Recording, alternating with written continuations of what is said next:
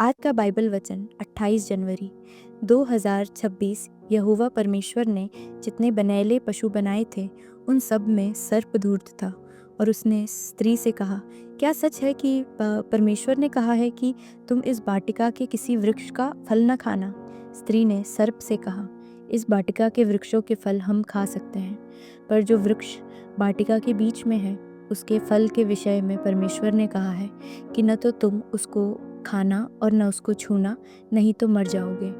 तब सर्प ने स्त्री से कहा, तुम निश्चय न मरोगे, वरन परमेश्वर आप जानता है कि जिस दिन तुम उसका फल खाओगे उसी दिन तुम्हारी आंखें खुल जाएंगी और तुम भले बुरे का ज्ञान पाकर परमेश्वर के तुल्य हो जाओगे। जब स्त्री ने देखा कि उस वृक्ष का फल खाने में अच्छा और देखने में मनभाऊ और बुद्धि देने के लिए चाहने योग्य भी है, तब उसने उसमें से तोड़कर खाया और अपने पति को भी दिया और उसने भी खाया। तब उन दोनों की आंखें खुल गईं और उन्हें मालूम हुआ कि वे नंगे हैं।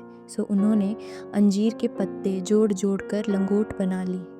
तब यहोवा परमेश्वर, जो दिन के ठंडे समय वाटिका में फिरता था, उसका शब्द उन्हें सुनाई दिया। तब आदम और उसकी पत्नी वाटिका के वृक्षों के बीच यहोवा परमेश्वर से छिप गए। तब यहोवा परमेश्वर ने पुकार कर आदम से पूछा, तू कहाँ है? उसने कहा, मैं तेरा शब्द बारी में सुनकर डर गया, क्योंकि मैं नंगा था, इसलिए छिप गया। उसने कहा, किसने तुझे चिताया कि तू नंगा है? जिस वृक्ष का फल खाने को मैंने तुझे मना किया था, क्या तूने उसका फल खाया है?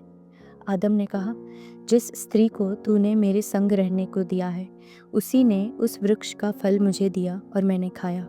तब यहोवा परमेश्वर ने स्त्री से कहा, तूने यह क्या किया है? स्त्री ने कहा, सर्प ने मुझे बहका दिया, तब मैंने खाया।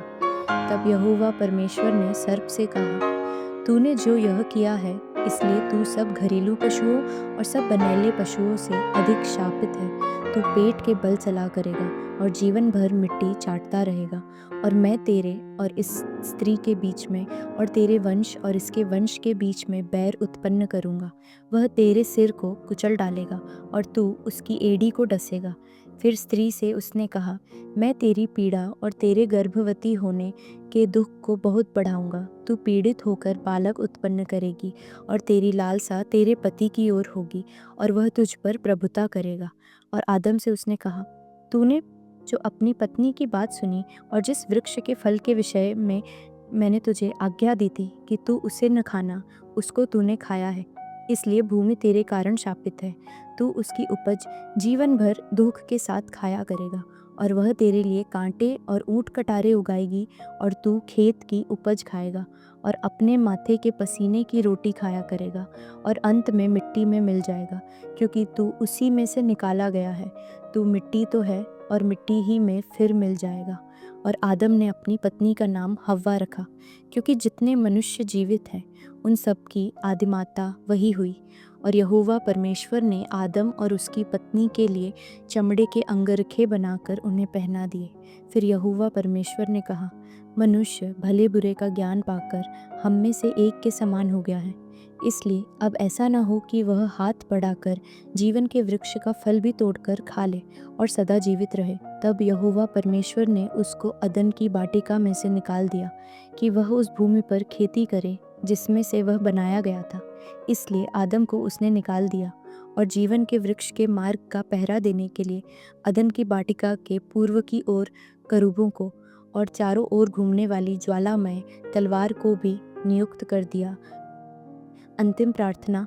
हे स्वर्गीय पिता, हमें ऐसा हृदय दीजिए जो भलाई करने में कभी न थके। हमें उदार, दयालु और प्रेम से भरपूर बनाइए, ताकि हमारा जीवन आपको प्रसन्न कर सके।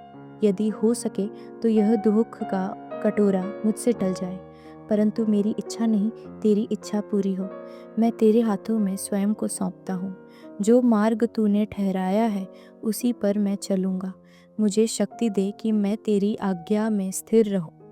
मेरे द्वारा तेरा नाम महिमा पाए। आमीन।